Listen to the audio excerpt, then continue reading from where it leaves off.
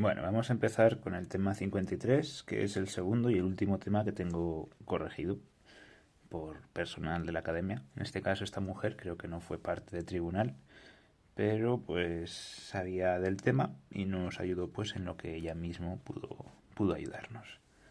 Bueno, el tema 53 se llama Anatomía y Fisiología de los Sistemas Circulatorio y Respiratorio Humanos, no de los animales, que es lo que se da en bachillerato. Es una ampliación, digamos, de lo que se daría en tercero a nivel universitario y un poco de medicina también. Entonces hablamos de hábitos saludables, como suele pasar en los temarios de la ESO, y de principales enfermedades. Entonces el esquema del índice sería introducción, como todo tema de oposición tiene que tener un planteamiento inicial, algo que enganche, que a veces puede o no hilar con la conclusión.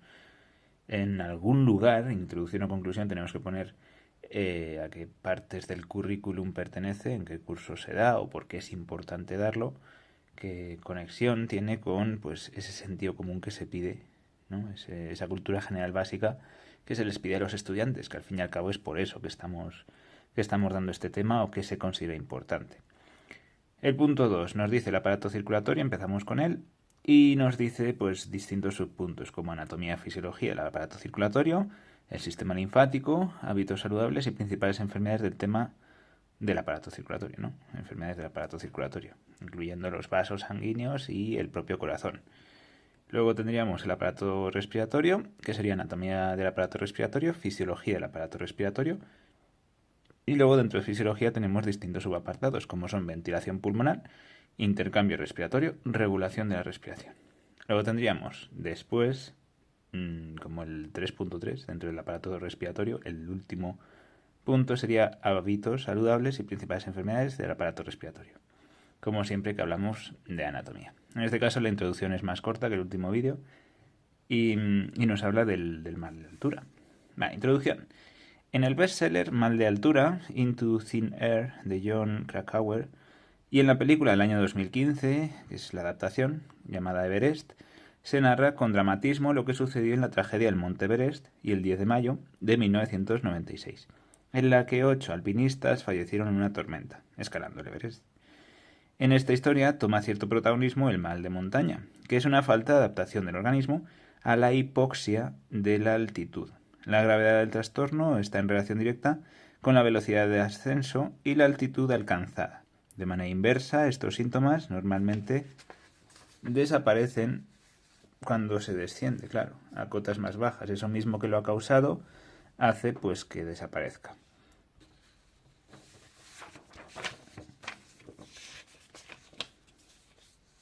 Ocurre normalmente a partir de los 2.500 metros de altura hasta la denominada zona de muerte, a los 7.500 metros de altitud. A partir de esta altitud, el ser humano ya no puede adaptarse o aclimatarse. Digamos que los Sherpas, por muy alto que vivan, pues bueno, irán mejor a esas altitudes, pero adaptarse como tal no. Difícilmente va a haber alguien habitando esas altitudes. Las personas que viven a cierta altitud están aclimatadas a un ambiente con menor densidad de oxígeno. Aclimatadas, ojo. Se han dado casos de doping de deportistas que acudían a lugares con una altitud considerable, se aclimataban a las condiciones del lugar, de menor disponibilidad de oxígeno, más eficiencia a la hora de transportar con la hemoglobina, se extraían sangre y más adelante, en eventos deportivos importantes, volvían a ponerse la sangre, se la inyectaban, ¿no? Se transfundían esa sangre, que se extrajeron en su momento con una eficacia mejorada y que le permitía al organismo trabajar con menores densidades de oxígeno, es decir, pues ser mejor, más eficiente. Es uno de los tipos de doping. En este tema vamos a tratar el transporte de sangre junto a los gases respiratorios, así como los distintos mecanismos que permiten a los pulmones funcionar y hacer posible el intercambio gaseoso. Bueno, esa es la introducción, veis que es más corta. Luego en la conclusión hilaremos con esta introducción. El punto 2 nos dice el aparato circulatorio. Los organismos pluricelulares más sencillos tenían cuerpos pequeños que permitían que las células de su cuerpo intercambiaran gases directamente con el exterior por difusión. A medida que fueron apareciendo organismos pluricelulares más grandes y capas que los impermeabilizan con el exterior, como por ejemplo la piel, tendremos pues que son más complejos o más grandes y que necesitaron pues de unos aparatos y de unos sistemas nunca antes vistos en la historia evolutiva de nuestro planeta. Entre ellos, los necesarios para estas complejidades son el circulatorio y el respiratorio, que tienen que ver con la función vital de la nutrición. Bueno, y de la excreción, en cierto modo, que está relacionado con la propia nutrición. La función vital del sistema circulatorio es el transporte de sustancias como los gases respiratorios, el oxígeno y el CO2, o dióxido de carbono, los nutrientes y desechos y las hormonas. La sangre también distribuye el calor corporal, defiende nuestro cuerpo contra las infecciones y controla las hemorragias, que serían pues las funciones de las principales células sanguíneas muy simplificadas. Tenemos los glóbulos rojos transportando principalmente oxígeno, pero también CO2. Tendríamos también pues el control de las infecciones por el sistema inmune, los glóbulos blancos, los leucocitos, y las hemorragias pues por tema de plaquetas. Pero todo esto se desarrolla en el tema de la sangre, que es otro tema distinto, que es el 55. Entonces aquí vamos a hablar de pues las carreteras por donde circulan esas células de la sangre. Punto 2.1.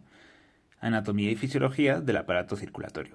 El aparato circulatorio está constituido por el corazón, los vasos sanguíneos, que pueden ser de diversos tipos, pueden ser arterias, pueden ser arteriolas, capilares, vénulas y venas. La circulación de la sangre se realiza en dos circuitos, la circulación es doble. Circulación menor o pulmonar entre el corazón y los pulmones, circulación mayor o general entre el corazón y los demás órganos del cuerpo, también se le puede llamar sistémica, porque recorre el cuerpo. El corazón es una bomba pulsátil de 4 cavidades, 2 aurículas y 2 ventrículos. La función de las aurículas es principalmente recibir la sangre y enviarla hacia los ventrículos, los cuales proporcionan la fuerza principal e impulsan la sangre hacia los pulmones y hacia todo el sistema circulatorio periférico. Cuando lo explico en clase suelo decir pues que las aurículas como que controlan la pelota cuando te la pasan y los ventrículos como que la chutan. Una vez la han controlado, pues ya pueden impulsarla. ¿Vale? Por eso las aurículas se conectan con las venas, que son las que le llevan la sangre del circuito que sea, del grande o del pequeño, y luego los ventrículos la impulsan hacia las aortas, que por definición las arterias va a ser todo lo que salga del corazón y las venas todo lo que llegue. Por eso las aurículas van con las venas y los ventrículos van con las arterias. Bueno, ¿por dónde seguíamos? Los cuales proporcionan fuerza principal, impulsan la sangre hacia los pulmones y hacia todo el sistema circulatorio periférico. Vale. El corazón tiene forma cónica y está situado en la parte central de la cavidad torácica, el mediastino, entre los pulmones. Y hay uno de los pulmones, el izquierdo, porque el corazón está en la izquierda, que tiene menos lóbulos por eso, porque el corazón tiene que caber en algún sitio. En su parte externa presenta un surco transversal y otro surco longitudinal, por donde discurren venas y arterias coronarias, que son las que por fuera nutren de oxígeno y nutrientes al corazón, porque por dentro no hay intercambio de sustancias. El corazón es más o menos impermeable y no puede recibir, al menos las células del músculo, los nutrientes que necesitan por lo que está bombeando el corazón dentro. Tiene que recibir por fuera, por las coronarias. Y son esas mismas las que generarían los infartos en caso de obstrucción. Cavidades cardíacas. Tenemos aquí un dibujo del corazón con sus distintas partes, un poco más desarrolladas, que como veríamos en el libro de tercero de la ESO, porque los temas de posiciones tienen que tener pues un nivel ciertamente universitario. Tenemos pues las distintas partes. Vamos a ir viendo cavidad por cavidad y pues algunas subpartes o pues elementos anatómicos destacables que tengamos que mencionar pues también dentro de estos apartados. Nos dice la primera, la aurícula derecha es una cavidad venosa, de vienen las venas, las cavas, que recibe tres vasos importantes. Vena cava superior, que recoge sangre en la mitad superior del cuerpo y gran parte del dorso. Vena cava inferior, que drena el hemicuerpo inferior. En su desembocadura se encuentra la válvula de Eustaquio, que debe ser importante en medicina. El seno coronario, principal colector venoso cardíaco, en cuya desembocadura está la válvula de Tevesio, pues que también debe ser un nombre importante para anatomía y medicina. Luego nos dice la aurícula izquierda es más pequeña y de paredes más gruesas que la derecha.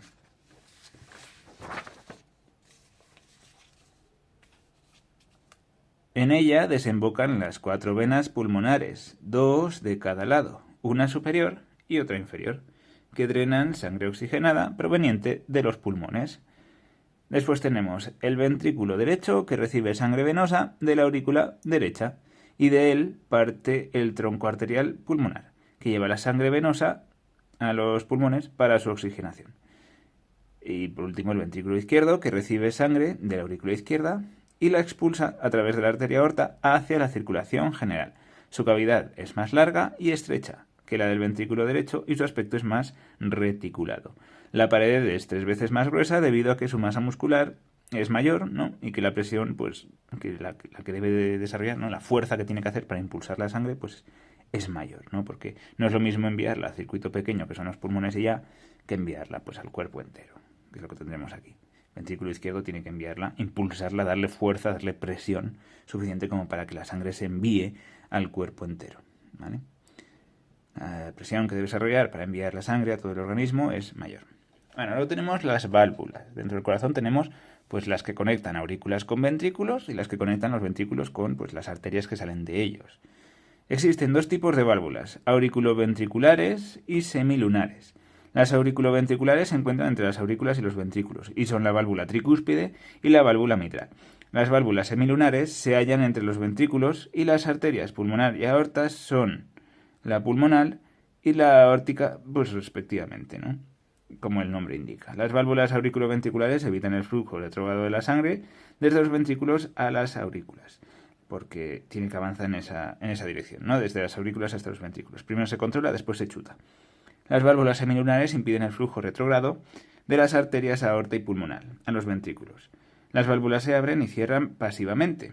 No tienen un músculo que digamos diga, ahora hay que cerrarse, ahora hay que abrirse. No, van por, pues la sangre quiere volver, me tapo, la sangre quiere avanzar en la dirección correcta, pues se abre, porque se abre en ese sentido, ¿no? En el sentido en que la sangre quiere ir de manera correcta. Entonces, las válvulas semilunares impiden el flujo retrógrado de las arterias aorta y pulmonar a los ventrículos. Las válvulas se abren y cierran pasivamente. Se cierran cuando el gradiente de presión en sentido opuesto las impulsa hacia atrás y se abren cuando un gradiente de presión en sentido favorable manda la sangre hacia adelante. Detrás de la válvula sigmoidea pulmonar y de la sigmoidea aórtica, la pared arterial se expande entre senos, los llamados senos de Valsalva. Así, la sangre remansa en ellos, amortiguando la turbulencia del flujo proveniente de los ventrículos. De 2 de los 3 senos de Valsalva aórtico emergen las arterias coronarias, que son las que van a irrigar el corazón.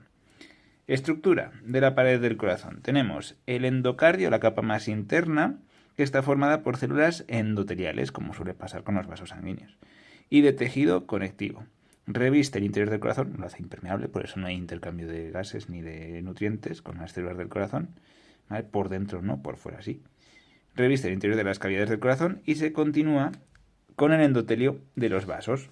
Por tanto, es un tejido que se continúa, que es continuo. Porque el corazón y las arterias y todo esto, las venas, los vasos sanguíneos van a ser pues histológicamente similares, vamos a decir. Miocardio es la capa intermedia y supone la mayor parte de la masa cardíaca. Es una capa muscular formada por fibras musculares estriadas cardíacas, especiales para el corazón, los miocardiocitos, de contracción involuntaria y con tejido conectivo interpuesto. Existen también las células cardionectoras, que se especializan en generar de forma autónoma impulsos contráctiles. Esos impulsos contráctiles pues, son los que hacen que todo ello funcione de manera coordinada y bien. ¿Qué pasa cuando hacemos células de estas en el laboratorio? Que es muy difícil que todas latan a la vez. Que sería pues cuando un corazón está yendo mal y lo tenemos que parar con un desfibrilador para que se reinicie y vaya bien, pues algo así, pero de manera constante. Digamos que el marcapasos es muy difícil que se coordine con todas las células musculares a la vez para que latan de manera coordinada. Porque si cada una late al ritmo que le da la gana, el corazón funciona mal. Por eso es tan difícil hacer pues un corazón, digamos, artificial, hecho en el laboratorio a partir de células madre. Vale, entonces las cardionectoras se especializan en generar de forma autónoma impulsos contráctiles, en conducir impulsos y en transmitir su potencial de acción a los miocardiocitos normales.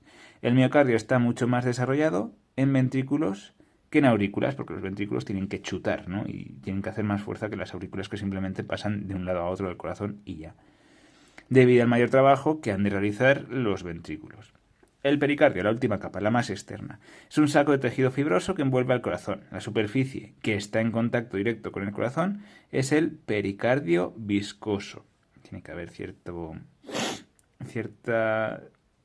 lubricación para evitar esa fricción que habría entre distintas capas, para que el corazón se pueda mover rápido, las velocidades que tienen que moverse sin generar ese roce que podría generar dolor, desgaste y destrucción de tejido, claro. Entonces, pues todo esto, los pulmones, el corazón, tiene que estar bien lubricado con pues distintas capas, líquidos y demás. Vale, entonces se llama pericardio viscoso. La otra se llama pericardio parietal. El epicardio envuelve al corazón y se continúa varios centímetros en cada uno de los grandes vasos. Por tanto, pues, digamos que ese trocito también sería corazón, aunque sean vasos sanguíneos. ¿Qué más? Y después presenta un repliegue para la formación del pericardio parietal. Las dos superficies pericárdicas tienen un revestimiento de tejido seroso, liso y brillante, además de una capa de líquido lubricante entre ellos. Como hemos dicho, pues algo análogo habría con los pulmones y la cavidad que los contiene. Hay un líquido surfactante, un líquido de la pleura, que va a evitar pues que rocen. ¿Qué más tendremos por aquí? Que permite los movimientos libres del corazón, este líquido, ¿vale? Sin que roce, ¿no? Sin que genere ningún tipo de fricción o desgaste, dentro del pericardio parietal. Este se ancla mediante ligamentos al esternón, la columna vertebral y el diafragma, que serían sus puntos de referencia para que el corazón esté quietecito y sujeto en su sitio, sus cinturones de seguridad. El siguiente apartado, sistema de conducción del impulso nervioso. El corazón tiene un sistema para generar impulsos que producen la contracción periódica del músculo cardíaco y para conducir estos impulsos a todo el corazón.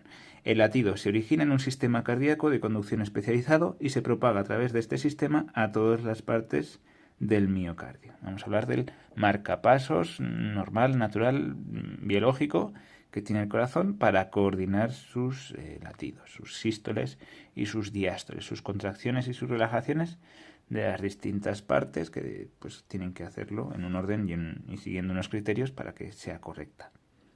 Bueno, el primer trocito del marcapasos natural, el nodo sinoauricular, que genera el impulso rítmico normal autoexcitatorio. Digamos, es el sistema nervioso aposta especial solo para el corazón. El nodo es una pequeña tira de músculo especializado que está situado en la parte superior de la aurícula derecha, en su unión con la vena cava superior, ¿vale? Arriba a la izquierda. Las fibras del nodo se continuarán con las fibras musculares auriculares, de manera que el potencial de acción que comienza en el nodo sinoauricular se difunde inmediatamente por las aurículas hacia el nodo auriculoventricular. Ojo, es músculo especializado, no es neuronas, ¿vale? Sería pues un músculo raro que tenemos ahí medio integrado con el propio músculo de la aurícula. El nodo auriculoventricular está en el suelo de la aurícula derecha, recibe la onda excitatoria de las aurículas y la conduce hacia el fascículo de His, que sería pues como una carretera, vamos a decir, para que este impulso se pueda transmitir. Y tenemos aquí otra imagen que nos enseña dónde está el nodo sinoauricular, ahí entre la cava y la aurícula derecha, y el fascículo de His, que sería pues la línea recta que nos conecta con lo demás. Nos dice, el fascículo de His o el haz de His es un grueso fasciculillo o fascículo de fibras que van desde el nodo auriculoventricular hasta el tabique interventricular, donde se dividen en ramas derecha e izquierda. Tenemos pues eso, dos ramas principales. La rama izquierda, la más gruesa, se subdivide en fascículo anterior y fascículo posterior, por delante y por detrás del corazón. Estos dos fascículos, junto con la rama derecha, forman la red subendocárdica de las fibras de Purkinje, pues que tienen que ver con controlar y generar el impulso nervioso. Bueno, generarlo sobre todo el sinoauricular, ¿no? El nodo sinoauricular, que es el punto primero que hemos visto. Y vamos pues precisamente a eso, a cómo se genera y cómo se conduce ese impulso nervioso. En conducciones normales, el impulso cardíaco se genera espontáneamente en el nodo sinoauricular, que controla el latido del corazón porque su frecuencia de descarga rítmica, pues 60 a 100 veces por minuto, es mayor que la de ninguna otra parte del corazón. Por eso se considera que se genera ahí, más que por otra cosa. ¿Vale? Por eso se dice que el nódulo sinoauricular es el marcapasos fisiológico del corazón. ¿Vale? Todo este sistema, pero más concretamente el nodo sinoauricular, que es lo que lo genera espontáneamente por propiedades que tengan las células y su especialización, vamos a decir. Y todo lo demás sería pues una forma de expandir esa generación espontánea del impulso por propias propiedades de esas células especializadas hacia todo el resto del corazón, ¿no? El sistema que se encarga de conducirlo sería pues esta extensión del marcapasos natural, del marcapasos fisiológico del corazón. El ciclo cardíaco del corazón. Nos dice, el ciclo cardíaco es el conjunto de acontecimientos mecánicos y eléctricos que ocurren en el corazón desde el final de una contracción ventricular hasta el final de la contracción siguiente, es decir, pues todo el proceso entero. El ciclo cardíaco incluye un periodo de relajación, que se llama diástole, y un periodo de contracción, que se llama sístole. Tenemos tanto sístole como diástole, tanto auricular como ventricular. Bueno, durante la sístole auricular, los ventrículos se hallan en diástole. Y al revés, durante la sístole ventricular, las aurículas se hallan en diástole. Vamos a ver un poco como el bíceps y el tríceps, que para que uno esté contraído, el otro tiene que estar relajado. Van como con una especie de acto reflejo. No puedes tener los dos contraídos o es extremadamente raro, ¿no? Por norma general, para producir movimiento suelen coordinarse, ser antagónicos para que pues tengas el brazo en la posición que tengas que tenerlo para hacer lo que tengas que hacer. Bueno, cada ciclo cardíaco se inicia por la generación espontánea de un potencial de acción que se propaga por la aurícula provocando su contracción o sístole auricular, ¿vale? Sístole, contracción. El aumento de la presión abre las válvulas, porque va en el sentido correcto, por lo tanto las válvulas se abren de manera pasiva, mitral y tricúspide. Mitral derecha, tricúspide izquierda. Vale. ¿Qué más tendremos por aquí? La sangre fluye a los ventrículos. Cuando se llenan los ventrículos y se cierran las válvulas, comienza la sístole ventricular. Se contraen los ventrículos. El aumento de la presión en el ventrículo, por la contracción, abre las válvulas aórticas y pulmonares. Aórticas izquierda, pulmonares derecha. Y la sangre va desde los ventrículos a las arterias pulmonar y aorta.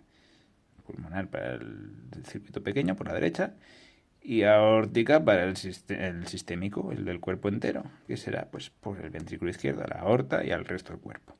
Cuando termina la sístole, los ventrículos se relajan y descansan y se preparan para la siguiente contracción.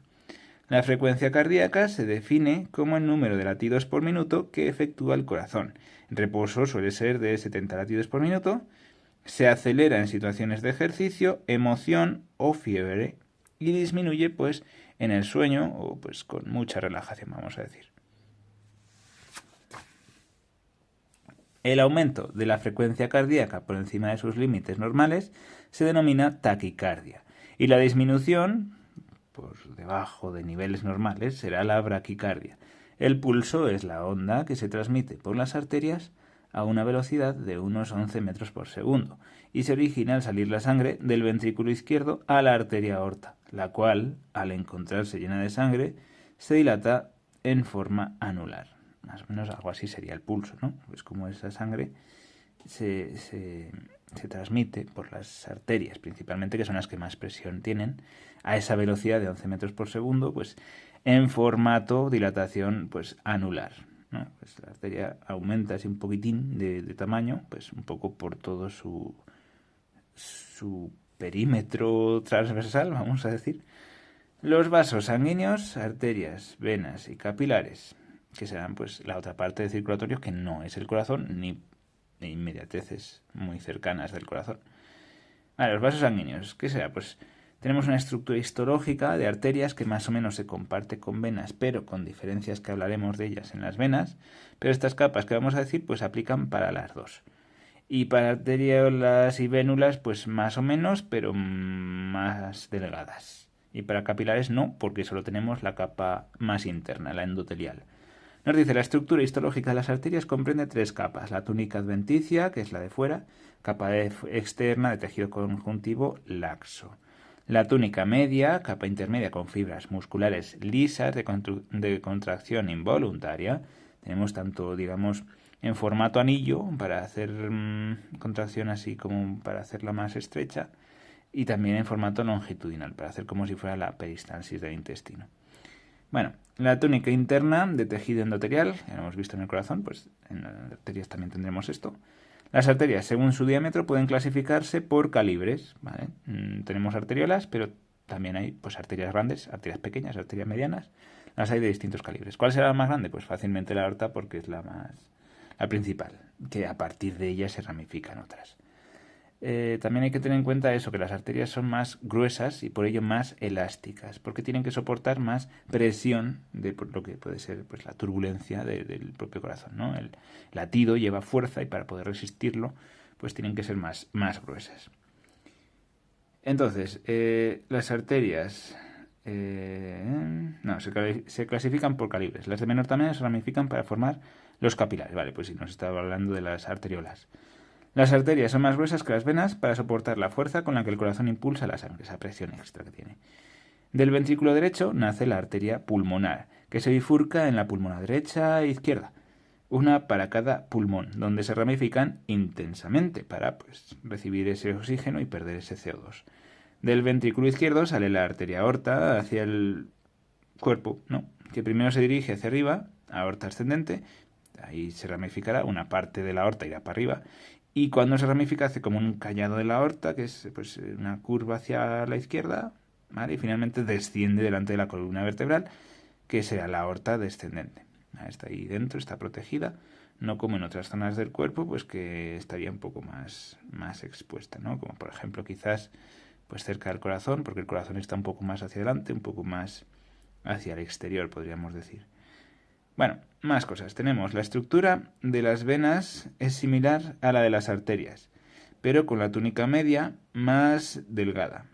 Hemos dicho, pues son menos musculosas porque necesitan soportar menos presión, menos fuerza de lo que es el impulso inicial del corazón. Van como más pasivas, más, pues me empujan por detrás, pues avanzo, ¿no? Y por eso necesitan esas válvulas que evitan el retroceso, porque llevan menos fuerza, llevan menos velocidad y van pues un poco a rebufo de lo que serían las arterias. Pero si os parece que esto es a rebufo, si os parece que esta es conducción pasiva, esperaos a ver los capilares de la linfa, ¿no? Los vasos linfáticos. O el líquido cefalorraquídeo, que aún es peor. Bueno, nos dice, la estructura de las venas es similar a la de las arterias, pero con túnica media más delgada, lo cual las hace menos elásticas, como hemos dicho antes.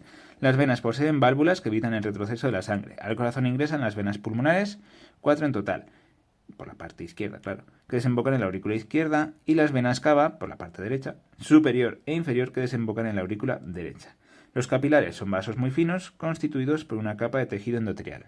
Tenemos capilares, digamos, oxigenados, rojitos, representados en los dibujos, que vienen de las arterias, o de las arteriolas, mejor dicho, y tendríamos pues que se conectan, ¿no? Una vez han pasado por los tejidos y han irrigado todo eso, pues con capilares más venosos, que serían pues los que luego van a ir y a desembocar en vénulas y en venas, para pues continuar eso y llevarlo hasta el corazón y que se regenere el oxígeno y que se expulse el CO2.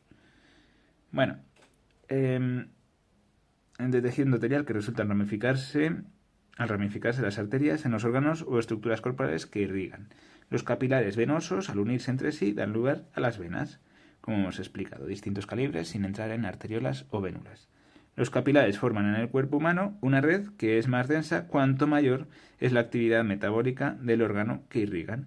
Los capilares más cercanos al extremo arteriolar de la red disponen de esfínteres que controlan el paso de la sangre por diferentes vías de la red capilar. Digamos que son capilares opcionales para cuando el órgano necesite más consumo de oxígeno, pues que exista ese extra de aporte de oxígeno solo en esos casos, no siempre. Entonces esos esfínteres se permitirán el paso de la sangre solo cuando haga falta ese extra de trabajo por parte del órgano. En el caso, por ejemplo, los cuerpos cavernosos y esponjosos del pene, pues necesitará sangre solo cuando haya erección, pero no es parte fundamental para que las células del pene no se mueran, sino más bien pues la parte opcional de pues por presión hidrostática vamos a hacer que esto se levante, no. Pues digamos el mecanismo de elección va única y exclusivamente porque se llena de sangre. Y esos vasos pues son digamos opcionales, como estos que estamos viendo aquí para órganos que necesiten ese extra de trabajo. Bueno, nos dice, cuando las necesidades nutritivas de un órgano se incrementan, se relajan los esfínteres, se abren las puertas, con lo que aumenta la irrigación sanguínea del órgano en cuestión. ¿Vale? Pues ese órgano podrá hacer más trabajo porque recibirá más nutrientes, más oxígeno, más tal. Las paredes finas del endotelio capilar permiten la salida del oxígeno y de sustancias nutritivas desde el capilar y el paso a su interior del dióxido de carbono y de los productos de desecho procedentes del metabolismo celular. ¿Vale? Principalmente estos intercambios van a ser gratis, van a ser por difusión, porque por ejemplo el agua, el oxígeno, el CO2 o el nitrógeno atmosférico van a ser gases que pueden simplemente difundir a través de membranas semipermeables, es decir, pasan de donde hay menos concentración a donde hay, pues, o sea, al revés, de donde hay más concentración a donde hay menos, para equilibrar las cosas, para simplemente que haya la misma concentración en ambos sitios. Si el cuerpo gasta oxígeno, pues de donde viene el aporte nuevo por el sistema circulatorio va a pasar al órgano que lo ha gastado, porque hay menos oxígeno ahí. Y viceversa, si el órgano ha producido extra de CO2, pasará ese CO2 a la sangre, porque tiene menos CO2 ya que se lo lleva y lo expulsa por los pulmones. Por tanto, simplemente es un... Vamos a hacer que todo sea igual. En el cuerpo y en lo que sería exterior del cuerpo, entre comillas, porque es pues el aire que han cogido los pulmones de fuera. Entiéndase eso, pues las distintas situaciones de intercambio de sustancias que puede haber pues con los capilares, ¿no? Bueno, entonces hasta aquí llegaríamos con el sistema circulatorio, los vasos, las venas, las arterias y todo esto. Ahora pasamos al sistema linfático. Nos dice, el sistema linfático es la estructura anatómica que transporta la linfa, que es pues el líquido sobrante de los vasos sanguíneos, de las venas principalmente, y también pues algo de grasas, algún linfocito y pues eso, grasas, líquido sobrante y glóbulos blancos, poco más. El sistema linfático es la estructura anatómica que transporta la linfa. No es un sistema cerrado, se inicia en los tejidos, continúa por los vasos linfáticos que aumentan de tamaño progresivamente hasta converger en el conducto torácico o en el conducto linfático derecho. Ambos desembocan en el sistema venoso en el punto de unión entre la vena subclavia y la vena yugular intermedia, por el cuello. Las funciones de este sistema son recoger el plasma intersticial extravasado de los capilares sanguíneos, el líquido sobrante, que una vez en el sistema linfático se llamará pues linfa, que básicamente es agua y poco más, plasma sanguíneo. Absorber las grasas del quilo intestinal y transportarlas. Tiene que ver también bastante con el intestino, el sistema linfático, con sangre, con sistema de defensas del cuerpo, de glóbulos blancos, y con el intestino y transporte de grasas, que sean difíciles o complicadas o aparatosas de transportar por la sangre, ¿no?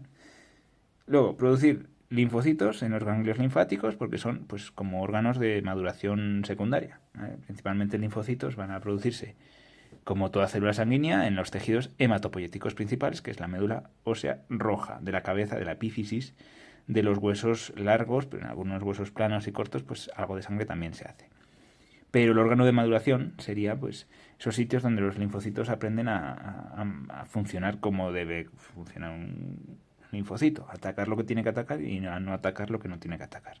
Y si el proceso de maduración se hace mal o tiene alguna mutación o alguna cosa, pues o bien el glóbulo blanco es destruido por el órgano linfoide, ¿no? Pues se lo destruye el bazo o lo que sea que tengamos ahí como órgano de maduración, o poco más, es que los matan directamente. Los que no están preparados y demuestran ser peligrosos para el organismo los matan. Ahora, si tenemos un problema a gran escala, pues igual se produce, pues, ¿cómo se llama? La enfermedad del cáncer de sangre. ¿Linfoma sería?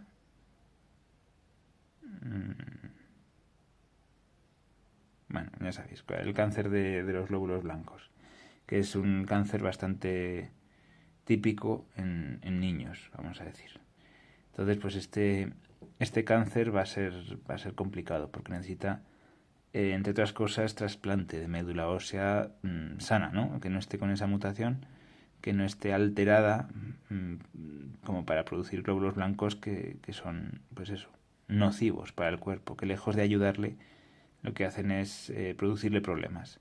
De hecho, esto es una de las cosas que más rápido se puede ver con un análisis de sangre. Si tienes una cantidad exagerada de glóbulos blancos, puede ser que tengas una infección, que están un poco alborotados, pero si tan grande es la cantidad de glóbulos blancos, puede ser que tengas cáncer de esto mismo. Bueno, eso, producir linfocitos en los ganglios linfáticos. Diría yo mejor madurarlos, ¿no? Sería un órgano de maduración. El sistema linfático se compone de los siguientes órganos: los capilares linfáticos, vasos muy finos, de tejido endotelial, repartidos por todo el cuerpo y de extremo ciego. No es un sistema cerrado, como los capilares que conectan y cierran y todo lo dejan bien. Que por cierto hay sistemas circulatorios abiertos en otros animales, no necesariamente invertebrados, pero sí, hay pues eso, animales bastante más sencillos que pues, los mamíferos que siempre ponemos ahí de ejemplo, o concretamente humanos que siempre se ponen de ejemplos porque, pues eso, medicina, ya se sabe. Y bueno, pues otros animales está bien para ver cómo ha sido antes el sistema circulatorio, de qué sistemas circulatorios proviene el nuestro. Bueno, entonces, el sistema linfático es abierto, ¿vale? No es un sistema cerrado. Por lo tanto, los capilares tienen pues un extremo ciego, un extremo callejón sin salida. Los vasos linfáticos, o sea, más grandes, de estructura similar a las venas, en su interior presentan unas válvulas semilunares y tienen una forma externa de rosario. Vaya, son venas, pero que no transportan sangre, que transportan linfa, poco más. Luego los vasos quilíferos, que son pues del intestino, ¿no? Especializados para el intestino. Vasos linfáticos que proceden de vellosidades intestinales y desembocan en un depósito llamado la cisterna de Beckett. Los ganglios linfáticos intercalados en el trayecto de los vasos linfáticos, de los vasos, que no de los capilares linfáticos. Vale, son abultamientos en los que se forman los linfocitos, o se maduran los linfocitos. Los colectores terminales, que son el conducto linfático y la gran vena linfática, que son los vasos linfáticos de mayor calibre, y al estar conectados al aparato circulatorio sanguíneo, devuelve la linfa a la circulación sanguínea. La circulación de la linfa se produce gracias a la compresión de los músculos esqueléticos, sobre los vasos y a la contracción de los vasos linfáticos. ¿Vale? Tienen algo de tejido muscular, ya hemos visto cómo eran las venas, que tenían algo de tejido muscular. Entonces ese músculo liso algo se puede contraer para que se mueva un poco la linfa, pero también pues es el músculo que está en contacto. Ten en cuenta que el sistema linfático no está aislado del cuerpo. Tú cuando saltas o corres muy rápido, pues todo tu cuerpo se está moviendo. Los órganos están haciendo bota a bota y el líquido cefalorraquídeo y la linfa y la perilinfa, endolinfa del oído, todo se está moviendo más o menos. Si los músculos se contraen, se relajan y tal, la linfa que esté directamente en contacto sobre la superficie del músculo, pues también va a moverse algo. Con ayuda de las válvulas, pues siempre hacia adelante, no hacia cualquier dirección, me da igual cuál, no. O sea, mover siempre hacia adelante, hacia donde tenga que moverse. Precisamente por eso, porque tiene unas válvulas que evitan el retroceso como exactamente igual hacen las venas, porque debe ser un derivado histológico muy similar. Bueno, pero el contenido es distinto, simplemente. Entonces, los colectores terminales lo que van a hacer es eso, pues recibir toda la sangre y toda la linfa, y la llevan a la gran vena linfática, que es lo que ya finalmente conecta con el propio aparato circulatorio. La circulación de la linfa, pues por eso, compresión de los propios músculos de los vasos linfáticos y pues los músculos esqueléticos, los músculos que nosotros movemos conscientemente de movimiento de articulaciones de tal, sobre los vasos, pues eso va también a moverlos. Y la contracción de los vasos linfáticos que tienen sus propios músculos. Las válvulas semilunares impiden el cambio de sentido en la circulación de la linfa, por lo tanto, pues siempre hacia adelante, haya un movimiento u otro, siempre hacia adelante.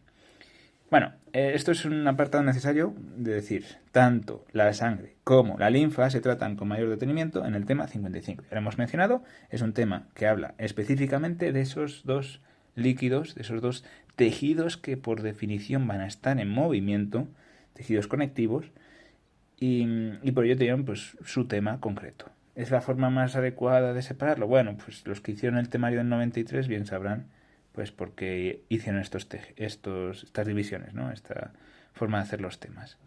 ¿Es mejor? ¿Es peor? Bueno, es la forma en la que nos tenemos que estudiar los temas, simplemente. Bueno, punto 2.3. hábitos saludables y principales enfermedades del aparato circulatorio. En la actualidad, las enfermedades más mortales del mundo occidental, o algunas de las más mortales, porque este tema está fácilmente desactualizado, son la arteriosclerosis y las enfermedades coronarias. Es posible evitar algunos de los factores que facilitan el desarrollo de estas enfermedades. La edad, el sexo son factores importantes, la predisposición genética también, pero lo que nosotros podemos cambiar pues son esos hábitos saludables de los que vamos a hablar aquí. Los individuos predispuestos deberían evitar la obesidad, la ingestión elevada de colesterol y de grasas, porque también pueden fabricar colesterol, y el consumo de tabaco, pues la nicotina actúa también como vasoconstrictora de los vasos sanguíneos y otros tantos productos más que lleva el tabaco que no son solo la nicotina. Con una alimentación baja en glúcidos, en azúcares, y en especial baja en grasas y en lípidos como el colesterol, podemos disminuir el riesgo de obesidad y la posibilidad de que se formen depósitos en las arterias. Pero como se dice siempre, el ejercicio también es un importante factor para esto. No solo no comer mal, sino pues también mantenerse activos, vamos a decir. El ejercicio combinado con una dieta adecuada contribuirá a mantener al individuo en el peso que le corresponde por su estatura y edad, y el ejercicio progresivo mejorará el ritmo y el rendimiento del corazón y de los pulmones. Si vas poco a poco a más, pues tendrás más resistencia, el cuerpo estará más sano. Se dice que al principio se pierde la grasa de los músculos, porque es, digamos, la que más hace falta, la que está ahí asfixiando. Pero bueno, el ejercicio está bien. Lo mires como lo mires, mirando hacia un futuro más saludable, de poder moverte mejor y no estar anclado en una silla de ruedas y no estar tomando siempre medicinas para el dolor. Está bien, el ejercicio está bien. No quizás pues meterse en una somanta intensísima, pero pues algo moderado y adecuado pues para el ritmo de vida que se lleve, ¿no? Bueno, las enfermedades más comunes de los vasos sanguíneos son hipertensión, elevación mantenida de la presión arterial, con cifras mantenidas superiores a 140-90 milímetros de mercurio. Puede estar relacionada con alteraciones renales u hormonales. Vale, pues ahí tenemos la hipertensión, que es una de las enfermedades que más fácilmente se puede desarrollar, pues entre otras cosas, por excesivo consumo de sal, ¿no? Que aumenta pues el tema de la osmosis, para evitar que la sangre esté más salada, lo que hace es meterle más líquidos, se retienen líquidos, las venas y arterias están más hinchadas, lo que genera una serie de problemas que pueden desembocar pues en lo que ya sabemos, ¿no? Pues infartos al corazón y demás problemas de salud que vienen pues de ese problema de salud mantenido a lo largo del tiempo. La arteriosclerosis, dureza de arterias, ¿no? Arterioesclerosis. Se produce por la acumulación de grasa y colesterol debajo de la capa íntima de las arterias, la capa interna de todas, del endotelio, en diversas zonas arteriales. Posteriormente, dichas zonas son invadidas por tejido fibroso y frecuentemente se calcifican. Y cuando ya son duras, cagamos. El resultado es el desarrollo de placas arterioscleróticas, con la consiguiente disminución del diámetro interno de la arteria y el aumento de la rigidez de la pared arterial. ¿Qué pasa si viene un trombo? ¿Qué pasa si viene pues como la costra que se forma cuando se hace una herida que se ha metido para adentro en la sangre? Porque, bueno, pues a veces pasa y todos tenemos algo de eso. Pues que si un trocito un poco más grande de lo que son las células sanguíneas normales, los eritrocitos, que suelen ser flexibles y del tamaño, digamos, adecuado como para que se escurran en un muy estrecho capilar, si eso se ha taponado, una arteria importante se ha taponado por estas placas duras, calcificadas, pues un trombo, por ejemplo, pues termina de taponar, no pasa la sangre y el tejido que tengamos más adelante se muere. Puede ser pulmones, puede ser cerebro, accidente cerebrovascular, puede ser una embolia, puede ser un infarto al corazón, un infarto al miocardio, y puede no solo matar células, sino matarte a ti directamente. Hay gente que ha tenido un infarto y que por esas condiciones que le llevaron al primer infarto ha tenido varios después también, con cada uno de ellos siendo más grave o menos grave, pero destruyéndole parte del corazón. Y luego el corazón tiene que aprender a vivir con esas células muertas, con esa zona que ya no le funciona. Bueno, sigamos. Esa es la arteriosclerosis, que deriva en pues lo que vamos a ver ahora. La embolia, que es la obstrucción de un vaso sanguíneo causado por un coágulo, una costra, una zona de glóbulos rojos unidos entre sí, haciendo un trozo más grande de lo que debería ser, en una vena. Si el coágulo es llevado al corazón, se atasca en las venas pulmonares Si se atascan las venas pulmonares, pues se llamará embolia pulmonar. Si el coágulo obstruye una arteria cerebral, se denomina accidente cerebrovascular. Y si obstruye las coronarias, pues un infarto, o si es la obstrucción parcial, pues una angina de pecho. Varices son hinchazones en las venas de las extremidades inferiores. Se producen por un deterioro de las válvulas de las venas, cuya función es evitar el retroceso de la sangre a los capilares, o hacia el sentido que no toca, hacia el sentido contrario. Al estropearse las válvulas, la sangre asciende con más dificultad y se hinchan las venas. ¿Vale? Esto es más típico en mujeres por los propios estrógenos que hacen más propensa a la sangre para generar estas enfermedades, ¿no? Estas varices. El hecho de tener testosterona pues hace que la sangre sea más fluida en el caso de los hombres o menos propensa a generar estos problemas de varices. Pero pues también se pueden generar varices, no es imposible. Enfermedades del corazón. La primera, insuficiencia cardíaca, cuando el corazón no se vacía adecuadamente por el mal funcionamiento de alguna válvula, pues como varices pero en el corazón, ¿no? Válvulas funcionando mal. Angina de pecho, un dolor torácico producido durante un esfuerzo intenso. Es debido a una insuficiencia en el suministro de sangre al miocardio, provocado generalmente por un trombo, un taponamiento parcial, pero no total. El dolor suele durar unos minutos y desaparece haciendo reposo. Infarto de miocardio. El síntoma es un dolor similar a la angina de pecho, es decir, el brazo izquierdo, ¿no? Que es cómo se somatiza ese dolor, esa enfermedad. Un dolor en el brazo izquierdo intenso, pero de una duración de unas horas. Es debido a una obstrucción de una rama coronaria por un trombo que impide la irrigación sanguínea de una zona del corazón. Produce alteraciones irreversibles y muerte de las células musculares del miocardio del corazón. Infarto del miocardio, una zona infartada, una zona muerta. En el tema 55 se tratan en profundidad enfermedades relacionadas con la sangre y con la linfa. Pues, por ejemplo, enfermedades de la sangre veríamos lo que decíamos, el cáncer de sangre, podríamos ver la anemia, podríamos ver la hemofilia, imposibilidad o dificultad de coagular y evitar las heridas, ¿no? Taponar las heridas, hacer una costra. Y la linfa pues tendrá sus propias enfermedades. Bueno, eso lo dicho, en el tema 55. Punto 3. El aparato respiratorio. Los organismos aerobios, que necesitan oxígeno, necesitan un aporte constante de oxígeno, valga la redundancia, molecular. O2, no O, a secas. El átomo no sirve. Para realizar procesos del metabolismo celular como la fermentación o la respiración celular. Prioritariamente la respiración celular, que les permitirá obtener energía. Los organismos pluricelulares, con cierto tamaño y complejidad, dependen del sistema respiratorio para obtener oxígeno del medio y expulsar CO2. También dependen del sistema circulatorio para poder transportar los gases respiratorios. Bueno, pues hasta aquí, bien, ¿no? Una introducción sobre el aparato respiratorio en concreto. Anatomía del aparato respiratorio. Tenemos las fosas nasales, que son dos amplias cavidades situadas sobre la cavidad bucal, la nariz, ¿no? Se abren al exterior, o los agujericos de la nariz, se abren al exterior por los orificios o ventanas nasales y se comunican con la faringe a través de dos orificios denominados coanas, ¿no? Digamos, de lo que es la nariz, lo que entra hacia el cráneo, serían las coanas, más o menos. El suelo está dentro de la nariz, dentro de lo que es la parte dentro de la cabeza de la nariz.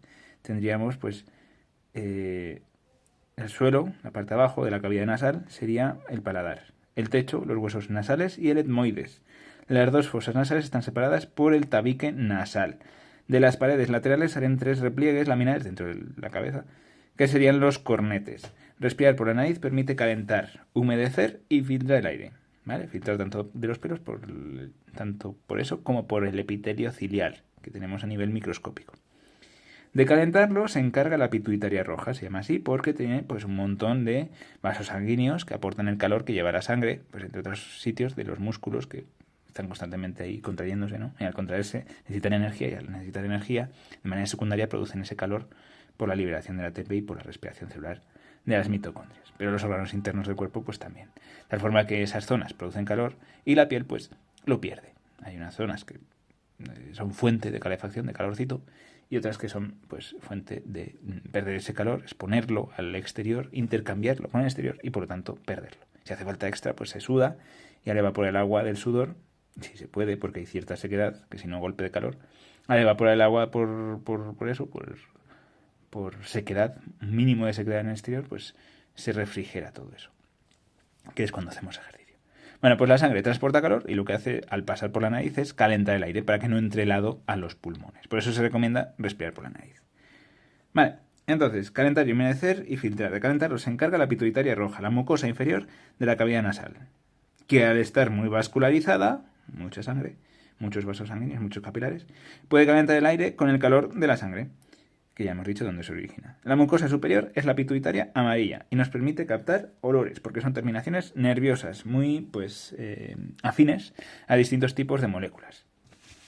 Tenemos consenso de 5 sabores: el dulce, el salado, el amargo, el ácido y el umami, pero de los olores pues no hay mucho consenso. Cada investigador, cada científico, cada autor va a decir unas cosas distintas, pues más o menos olores.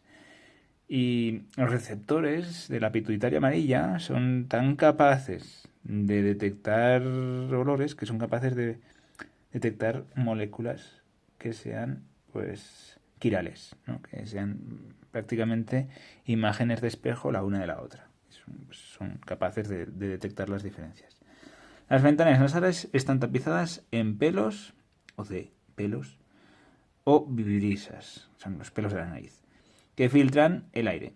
El epitelio interno, el respiratorio en general, vamos a decir, salvo por los recónditos lugares de los casi alveolos, de cuando ya estamos llegando a los alveolos, el epitelio interno es ciliado y posee glándulas secretoras de mucus que captan el polvo y humedecen el aire. Cuando lo captan, pues lo van expulsando poco a poco. Hacen su movimiento de cilios y lo expulsan hacia afuera. ¿Qué pasa si no funcionan? Pues tos, ¿no? Lo típico de los fumadores es que se les paralizan estos cilios o se les destruyen si llevan mucho tiempo fumando y fumando bastante. Por lo tanto, pues tienen que hacer esas toses que hacen los fumadores para poder expulsar lo que de normal haría sin tanto escándalo el epitelio interno ciliado, del cual estamos hablando aquí. La parte más interna del aparato respiratorio, por lo general en todas partes menos en los rincones de ya cerca de los alvéolos. La faringe es común al digestivo y al respiratorio, la garganta. Se comunica con el oído medio a través de las trompas de Eustaquio y con el esófago, ¿vale? Que es la continuación para la comida. Pero es que estamos hablando del respiratorio y por lo tanto pues es faringe y después laringe, ¿no? También destaca la presencia de amígdalas, que son órganos de maduración secundaria de los linfocitos, ¿no? Del sistema linfático. Hemos dicho pues que se generan en la médula ósea roja, de la epífisis de los huesos largos o en algunos huesos cortos y planos, pero se tienen que madurar en órganos linfoides para aprender pues a funcionar como toca y no incorrectamente. La laringe parte solo del respiratorio. Si entra comida aquí, por mal funcionamiento, mal cierre de la epiglotis, que es una parte de la laringe, pues tos, nos atragantamos, ¿no? Se nos ha ido por el otro lado, se nos ha ido por la parte que es exclusiva del respiratorio, exclusiva para el aire solo. La laringe se inicia con el hueso hioides con forma de herradura y se continúa con 9 cartílagos unidos por diferentes músculos y ligamentos, la parte de la nuez, vamos a decir. Los cartílagos principales, que también tiene que ver con la tiroides y la paratiroides, los 9 cartílagos unidos por diferentes músculos y ligamentos. Los cartílagos principales son el tiroides, para la glándula tiroides, el circoides y la epiglotis, esta lengüeta que se abate para impedir que la comida se meta en la parte que solo es del aire, las vías respiratorias que empiezan con la laringe, siguen con la tráquea, los bronquios, los bronquiolos, los alveolos, los pulmones. Vale, si se mete ahí comida o líquido, mal, mucha tos, ¿vale? Por lo tanto, la epiglotis tiene que abatirse para cerrar eso y que no entre comida. Y eso, por norma general, se hace automáticamente con el reflejo de tragar. Pero si no se hace o se hace incompletamente, pues lo que hemos dicho. Entra ahí dentro y mal. Bueno, entonces, en el interior de la laringe existen varios tipos de repliegues. Tenemos las cuerdas vocales falsas y la cuerda vocal verdadera, que están más adentro.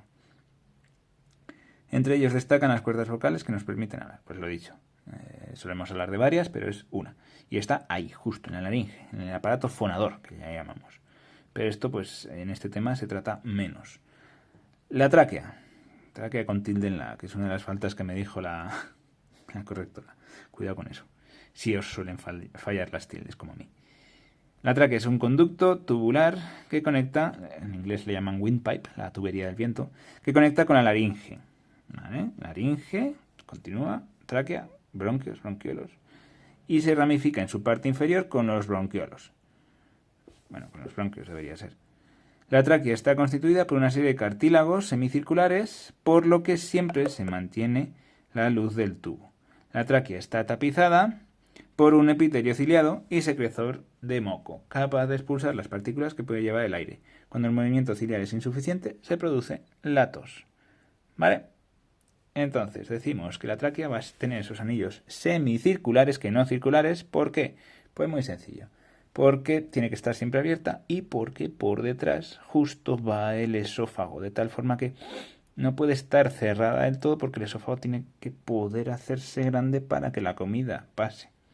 Por lo tanto, tráquea y esófago van a la par, bajando por, digamos, los mismos agujeros de pleuras de los pulmones.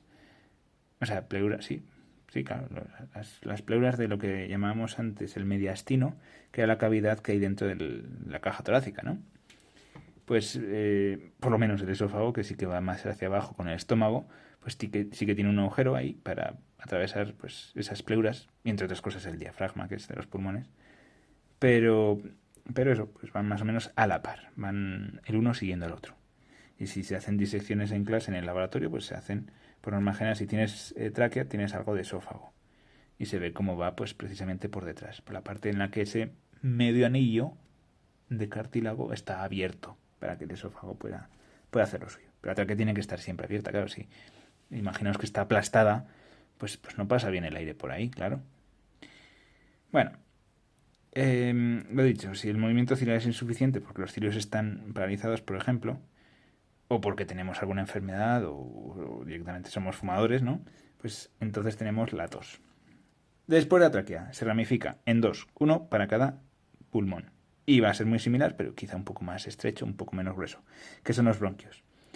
Dos conductos que se originan por la ramificación de la tráquea, al igual que la tráquea, están revestidos por un epitelio ciliado y secretor de moco. Al entrar en los pulmones se subdividen en bronquios secundarios, uno para cada lóbulo. No van a tener los mismos lóbulos los dos pulmones porque uno de ellos tiene el corazón ahí en medio y tiene menos lóbulos. El izquierdo, claro. Lóbulos que tienen los pulmones, ¿no? Más, ¿qué vamos a tener más? Pues vamos a tener que más adelante se dividen en bronquios terciarios. El árbol bronquial continúa ramificándose y se divide en tubos cada vez más numerosos de menor calibre, llamados los bronquiolos, que hemos dicho antes.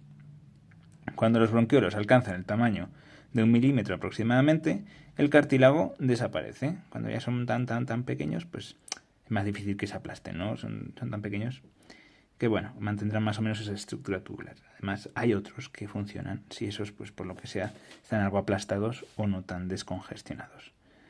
Bueno, ahí no tenemos cartílago para permanecer siempre abiertos, ¿no? Siempre permitiendo que circule el aire. Y cada bronquiolo entra en un lobulillo pulmonar y da origen a muchos bronquiolos terminales. Cada lobulillo pulmonar cada lobulillo funcional pulmonar consta de un bronquiolo respiratorio que se ramifica en conductos alveolares que terminan en alvéolos. A partir del alvéolo respiratorio, la membrana que forman estos conductos es capaz de intercambiar gases con los capilares pulmonares, por lo que se le suele llamar membrana respiratoria. ¿Vale? Muchos globitos de estos, que son los alvéolos, van a hacer pues toda la superficie de intercambio gaseoso. Al estar tan replegada, pues tiene más superficie de respiración, ¿no? De poder intercambiar gases directamente por esa membrana tan delgadita que va a ser pues la membrana que permite la difusión. Y así, simplemente por diferencias de concentración entre oxígeno y dióxido de carbono, entre la sangre y lo que es el aire inspirado, pues tendremos el intercambio gratuito, por eso de difusión, porque tienden esas partículas que atraviesan la membrana semipermeable a equilibrar las concentraciones yendo de donde hay más a donde hay menos para eso, para equilibrar. Pues como la sangre lleva mucho CO2, pues se lo pasa al aire que se va a expulsar, y como lo que ha metido el pulmón, el sistema respiratorio, lleva más oxígeno que la sangre, porque se ha gastado en el cuerpo, pues pasa del aire de los alvéolos adentro a la propia sangre por difusión, a los propios capilares. Bueno, entonces, los pulmones, la última parte, la parte final. Se ha calculado que hay aproximadamente 14 millones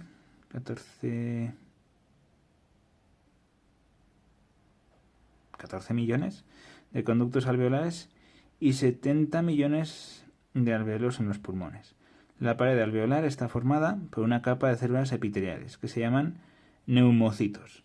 Además, en los alvéolos existen otro tipo de células libres en la luz alveolar, que son los macrófagos alveolares, unas células fagocitarias que tienen la misión de mantener los alvéolos libres de partículas extrañas. Imaginaos que se acumulan, pues llega un punto en el que se saturan, ¿no? Se colmatan. Vale, el aire del alvéolo solo está separado de la sangre capilar por una distancia muy pequeña, por lo que el intercambio de gases respiratorios se produce de forma muy rápida. Los pulmones son un par de órganos de forma cónica, de color rosado, protegidos por una doble capa serosa llamada pleura. Entre ambas está el líquido pleural, cuya función es evitar el rozamiento en los movimientos pulmonares. Ya lo hemos dicho con el corazón, ¿no? Algo similar tenía que suceder con los pulmones, porque están encajados entre varias membranas y para no rozar, pues, y moverse libremente tanto como se tienen que mover, hace falta que haya una especie de lubricante, ¿no? Los pulmones ocupan la mayor parte de la cavidad torácica y están separados por el mediastino, que es el espacio que contiene el corazón y los grandes vasos, también el esófago, y en su parte superior la tráquea. Pues un poco la cavidad de la caja torácica, vamos a decir. Cada pulmón está dividido por unos surcos o cisuras, en una serie de lóbulos. El pulmón derecho tiene 3 lóbulos y el izquierdo 2 porque en medio está el corazón. La parte superior de cada pulmón se llama vértice y se eleva en la base del cuello unos 2,5 centímetros por encima de la clavícula. Imaginaos la clavícula, pues eso, 2,5 centímetros por arriba, también hay algo de pulmón. Por la parte inferior, la parte de abajo, se llama base, es cóncava y está en contacto con la capa superior del diafragma, que es pues esa membrana, ese músculo que va a permitir, pues junto con otros músculos, la ventilación, que entre y salga aire, que se cree esa presión negativa y que por lo tanto pues se succione aire de fuera y que los pulmones puedan ventilar, hacer lo suyo. Vale. Vale, sí. En la cara mediastínica de cada pulmón hay un orificio llamado ilio por donde entran pues el bronquio, ¿no? Hacia adentro, hacia el propio pulmón. La arteria y las venas pulmonares, que también tienen que entrar, claro, si no, no habría intercambio de sangre, correspondientes. En esta cara, el pulmón izquierdo presenta una gran depresión donde se aloja el corazón, la cara de dentro, ¿no? Que el corazón está pues en medio, pues a la izquierda. A través de la superficie de capilares aplicada a la superficie respiratoria se produce un intercambio gaseoso entre aproximadamente medio litro de sangre y casi 5 litros de aire. Gracias a que los glóbulos rojos son elásticos, pueden atravesar los estrechos capilares, ¿vale? Van ahí justos, más o menos, que rodean los alvéolos y solo tardan 0,7 segundos en recorrerlos. En recorrer todos los vasos sanguíneos de los pulmones, al hacer un circuito por los pulmones, los glóbulos rojos, cada uno de ellos, tardará pues como unos 5 segundos. Fisiología del aparato respiratorio. La respiración celular es un proceso que consume oxígeno para producir energía en formato de adenosín trifosfato y desprende dióxido de carbono. Para que el oxígeno que se captura con la ventilación llegue a las células se necesita del sistema circulatorio que ya lo hemos explicado antes. El proceso respiratorio comprende las siguientes fases. La primera, la ventilación pulmonar, inspiración y expiración del aire. La segunda, el intercambio gaseoso entre los alvéolos pulmonares y la sangre. La tercera, el transporte de gases por medio de la sangre. La cuarta, el intercambio gaseoso entre la sangre y los tejidos. Y la quinta, la respiración celular, que es el último paso, la que nos va a generar esa energía que necesitamos siempre. Y que no se almacena apenas, tenemos que estar constantemente haciendo. 3.2.1. La ventilación pulmonar. La ventilación pulmonar se realiza mediante la inspiración y la expiración del aire. La regulación nerviosa de la ventilación la realizan el centro inspirador, el centro expirador y el centro neumotáxico. Los dos primeros están en el bulbo raquídeo y el tercero en la protuberancia anular del sistema nervioso central o del encéfalo, mejor dicho. Inspiración se produce cuando la caja torácica aumenta de volumen, originando una corriente de aire que entra en los pulmones y los llena.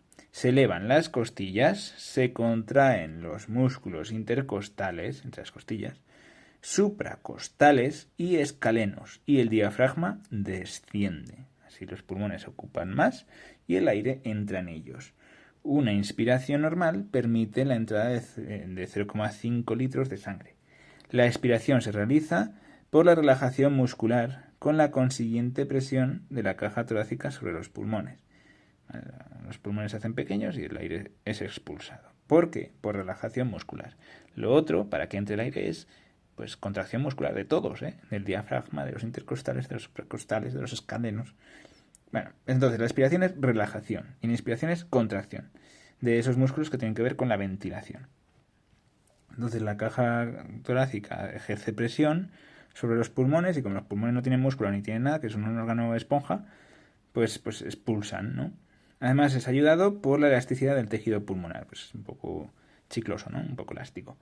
En los pulmones siempre quedan 1,5 litros de aire residual que no se pueden movilizar, el llamado aire residual. La capacidad pulmonar total de todo el aire que cabe en los dos pulmones es 5 litros.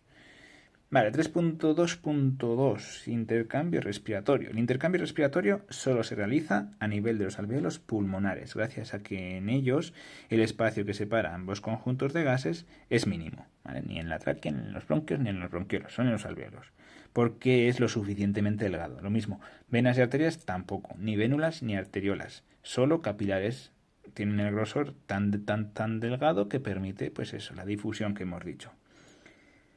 Entonces, gracias a que en ellos el espacio que separa ambos conjuntos de gases es mínimo. El resultado es que las concentraciones de gases en el aire alveolar y en la sangre se igualan. ¿Vale? ¿Quieren ser iguales? Pues se igualan. Y qué casualidad, el cuerpo gasta oxígeno y produce CO2. Pues, ¿qué van a recibir de los pulmones? Oxígeno. ¿Y qué van a expulsar hacia los pulmones? CO2.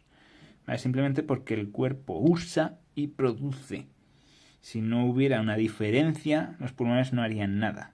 Pero gracias a que el cuerpo genera esa diferencia al gastar y al producir, pues sí que hay un intercambio. Por eso, porque este proceso es gratis y simplemente trata de igualar o equilibrar las concentraciones de estos gases. Intercambio gaseoso se realiza por simple difusión.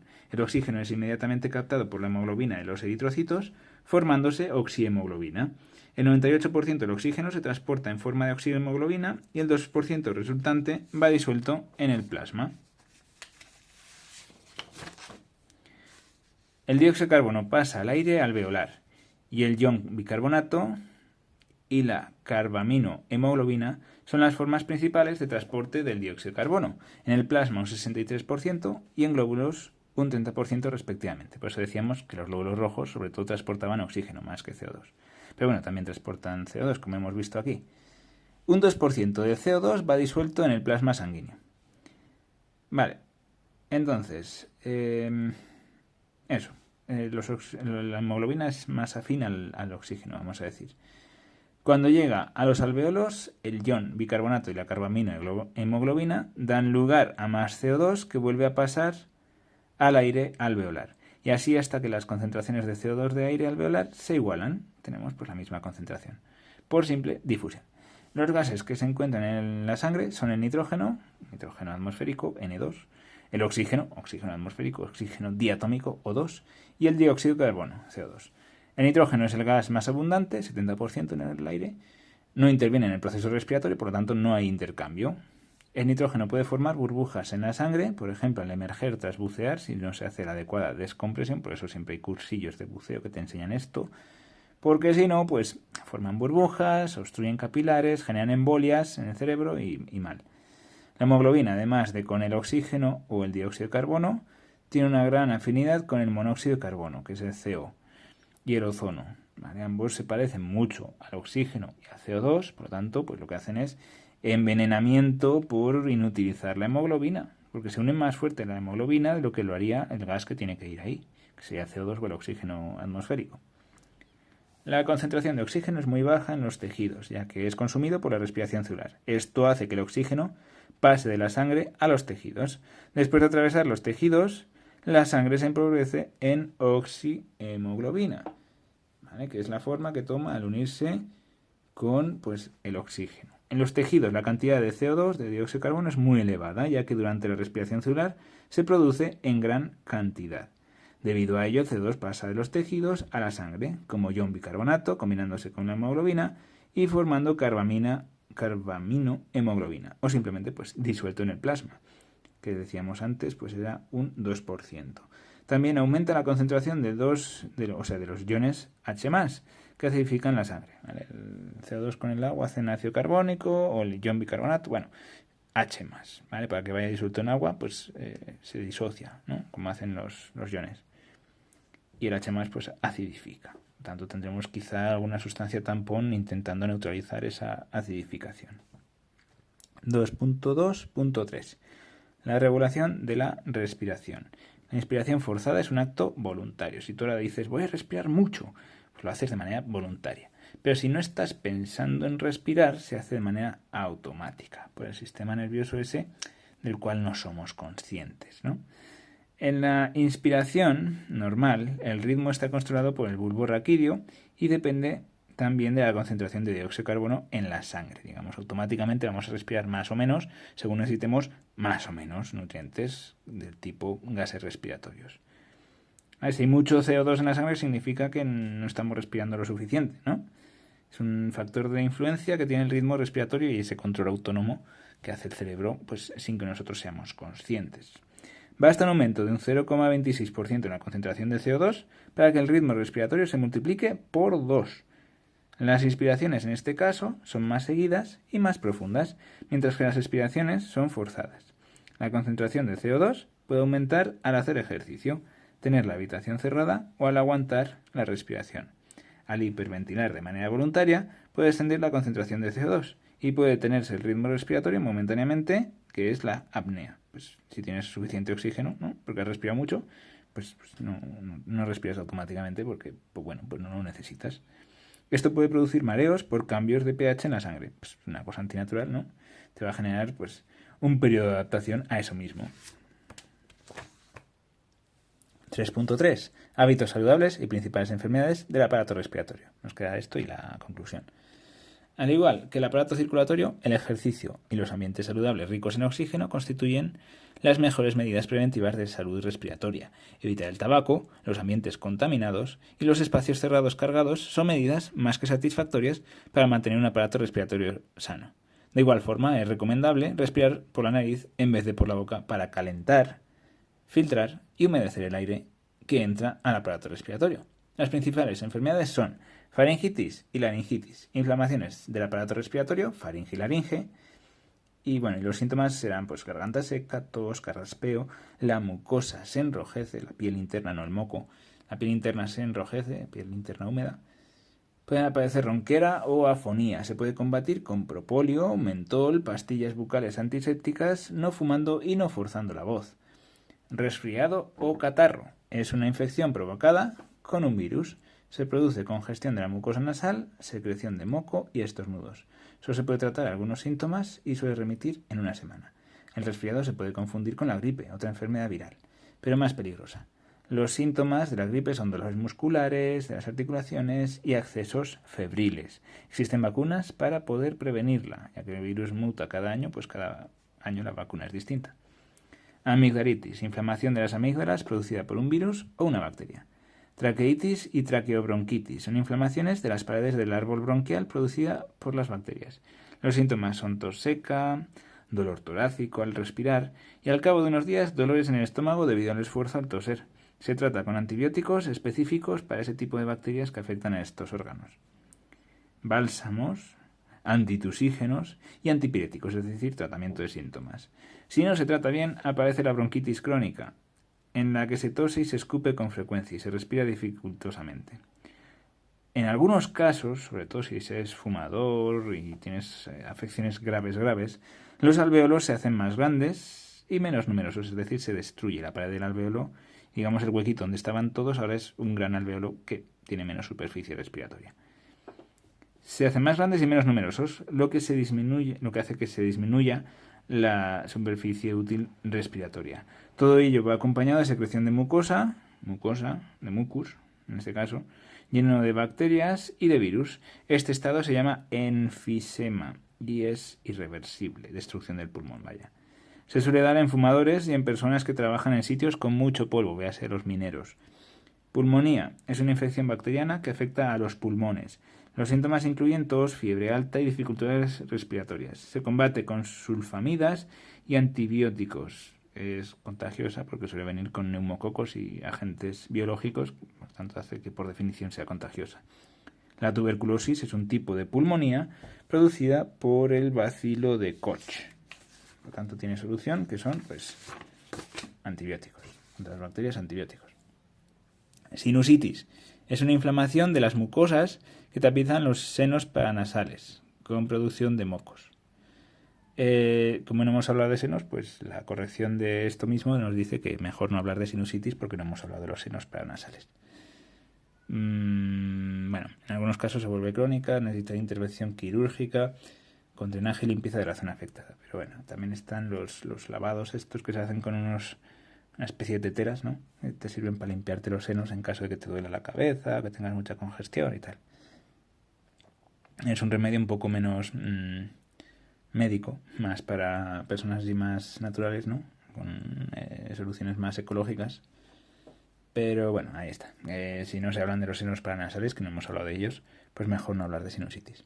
Asma consiste en una disminución del calibre de los bronquios que puede deberse a una reacción alérgica a sustancias del ambiente o a sustancias producidas por bacterias que infectan los bronquios. La rinitis es similar, pero el calibre aumenta en vez de disminuir, lo que genera picor y ganas de estornudar. Son también reacciones alérgicas. Las dos, podríamos decir. Cáncer de pulmón. Al igual que otros tipos de cáncer que se pueden desarrollar en otras partes del aparato respiratorio, suele darse tanto en fumadores como en fumadores pasivos. Porque, pues eso, el humo del tabaco afecta negativamente a, pues, tema cáncer de todo lo que esté en contacto con el humo del tabaco, incluyendo, por ejemplo, boca y, bueno, todo lo que esté en contacto con el aire. ¿Es imposible que se desarrolle en otra parte del cuerpo que no está en contacto con el aire? Pues no, porque tiene tantas sustancias el tabaco que me imagino que afectará pues un poco, en general, mal a todo el cuerpo, podríamos decir. Hemos hablado de que la nicotina obstruía vasos sanguíneos, pues si no es cáncer será otro tipo de problemas los que produzca en otras partes del cuerpo. Como decimos, el cáncer es una multiplicación desenfrenada de una población de células. Por norma general se producen mutaciones en los mecanismos de control que hay para pasar a la siguiente fase del ciclo celular, que es lo que determina el crecimiento de las células. Si la célula está dañada, si tiene errores, pues la célula como que se suicida, ¿no? Hace la apoptosis, se muere y hace como unas burbujas que no generan inflamación, que se reabsorben por otras células y ya. Pero si la mutación afecta a ese propio mecanismo de control que hace que la célula se suicide al detectar fallos por el bien del organismo, pues es fácil que sea una mutación que vaya a favorecer el cáncer, ¿no? Entonces, el cáncer suele aparecer en poblaciones de células que ya algunos de esos genes los tienen tocados, los tienen ya cambiados hacia pues favorecer el cáncer. Y a veces esas mutaciones vienen ya en todas las células, porque hay como una predisposición del organismo, por cómo somos genéticamente diversos todos, de generar ese tipo de cáncer. Entonces, como decimos, el cáncer es una multiplicación desenfrenada de una población de células que dejan de hacer su función y empiezan a invadir otros tejidos. Si invaden otros tejidos ya es maligno, ¿no? El tumor. Y se habla de metástasis, ¿no? En cuanto pasan a la sangre, se llama metástasis. Si se detecta pronto, se puede extirpar antes de que se extienda. Si se detecta tarde y ya está en la sangre por metástasis, pues mala solución. Hay cánceres que son más operables que otros. El de pulmón, pues es uno de los complicados, hasta donde yo sé. Bueno, punto 4. Conclusión. El mal de altura se produce por una hipoxia, falta de oxígeno. El cuerpo tiene una menor disponibilidad de oxígeno en la sangre y padece de un cuadro de síntomas derivado de ello. El oxígeno es fundamental para nuestras células, sin él no pueden producir energía y desarrollar su actividad normal. Es posible adaptarse a la poca disponibilidad de oxígeno si se emplea suficiente tiempo y tal y como se ha comentado en la introducción, esta adaptación es una forma de doping en deportistas. Pasar un tiempo en una zona con cierta altitud, no 7500, pero sí una zona de cierta altitud y luego pues ir al partido, ¿no? O inyectarte esa sangre. Los Sherpas, pobladores de las regiones montañosas de Nepal, poseen adaptaciones ventajosas que les ayudan a desempeñarse mejor y a usar el oxígeno de manera más eficiente. Algunas adaptaciones. Esto ya es, digamos, genético, podríamos decir, porque son poblaciones que han vivido tradicionalmente en esas zonas. Entre estas adaptaciones se encuentra el maximizar el consumo de glucosa ante el consumo de grasa, que gasta bastante más oxígeno. Tanto si rompes glucosa para sacar energía, pues gastas menos oxígeno, ¿no? Tener menos hemoglobina para hacer que la sangre sea menos viscosa y que le dé menos trabajo al corazón. ¿Vale? Parece contraintuitivo, pero sí. Parece ser que ese es el camino óptimo que, a la hora de la verdad, aplica la naturaleza para esto. Ojo, la población de Sherpas de Nepal no es la única que está adaptada a grandes altitudes. Podríamos hablar del altiplano andino con sus poblaciones tradicionales de gente pues que tiene pues otros tipos de adaptaciones. También, cuando las ves, dices, pues un poco antiintuitivas, ¿no? Porque eso, pues menos hemoglobina, más tal, más cual. Y dices, pues eso será peor, ¿no? Bueno, pues parece ser que a la hora de la verdad funciona. Pero era otro tipo de adaptaciones que no eran las de Nepal. Porque en zonas distintas, pues no tiene por qué aparecer la misma adaptación, ¿no? Puedes adaptarte a otros caminos distintos. Una convergencia evolutiva, ¿no? Para conseguir lo mismo, vivir en altura, pues igual lo consigues por caminos distintos. Serían análogas en ese caso, podríamos decir. Entonces, pues aquí solo me he centrado en decir la adaptación de Nepal, pero es eso, una curiosidad simplemente. En nuestro día a día, el sistema respiratorio y el circulatorio son esenciales para que nuestras células tengan oxígeno y puedan producir energía. Bueno, luego aquí he puesto bibliografía. Barrett K.E. Etalin, 2012, Gannon, Fisiología Médica, 24ª edición, McGraw-Hill, Educación. Silversnagel, S. Popoulos. 2009, Fisiología, Texto y Atlas, 7ª edición, Médica Panamericana. Silverthorne D.U., 2010, Fisiología Humana, un enfoque integrado, Médica Panamericana. Tortora G.J. y Derrickson B., 2006, Principios de Anatomía y Fisiología, 11ª edición, Médica Panamericana. Tres Guerras, J.F., 2005, Fisiología Humana, 3ª edición, McGraw-Hill, Interamericana. Y aquí las correcciones. Es interesante memorizar velocidades en el circulatorio. Es muy técnico, pero se hace ameno de leer lo que es un elemento diferenciador y denota capacidad docente. Es correcto referenciar el sistema linfático como algo que está desarrollado mejor en el tema 55. Cuidado con las faltas de ortografía, tráquea quirúrgica con G. Desde que estudié valenciano ya se me confunden todas las Gs y las Js. Antes no me pasaba. La pulmonía es contagiosa como la tuberculosis. Una corrección que he puesto y la he dicho bien en el vídeo. O se explican los senos paranasales o no se explica la sinusitis, como ya he dicho. Tiene buena presentación y cohesión. La conclusión está bien hilada con la introducción. Se puede añadir lo que ya he mencionado con la conclusión. ¿Por qué es importante estudiar este tema? Pues conocer cómo funciona el cuerpo humano y demás, ¿no? Tener cierta cultura general sobre ello. O sobre enfermedades, o mejor dicho, cómo prevenirlas y estar sano, que es bastante más útil, podríamos decir. O pues el currículum, ¿no? En qué cursos se estudia. Tercera de la ESO principalmente, algo en primera de la ESO cuando se habla de esto mismo, pero en otros animales. También en mamíferos, también en humanos. Pero eso, el tema es circulatorio en todos los animales. El respiratorio en todos los animales. Entonces podríamos poner eso, tercera de ESO y primer bachillerato. La extensión tiene que ser menor, o la mitad de páginas, o 9, ¿no? De 3 a 9. De todas formas, es bueno ver lo mucho o poco que se puede escribir en 2 horas. Es importante organizarse el tiempo para no empezar siendo muy meticuloso y acabar rápido y mal. Los mismos ítems que se evalúan en la primera parte se evalúan en la segunda. Bueno, lo he dicho, tipo podcast para escuchar en el coche y con poca edición, pocas imágenes, simplemente escuchar. Si os sirve bien y si no, pues oye, lo tengo ahí en el canal para cuando yo quiera escuchármelo.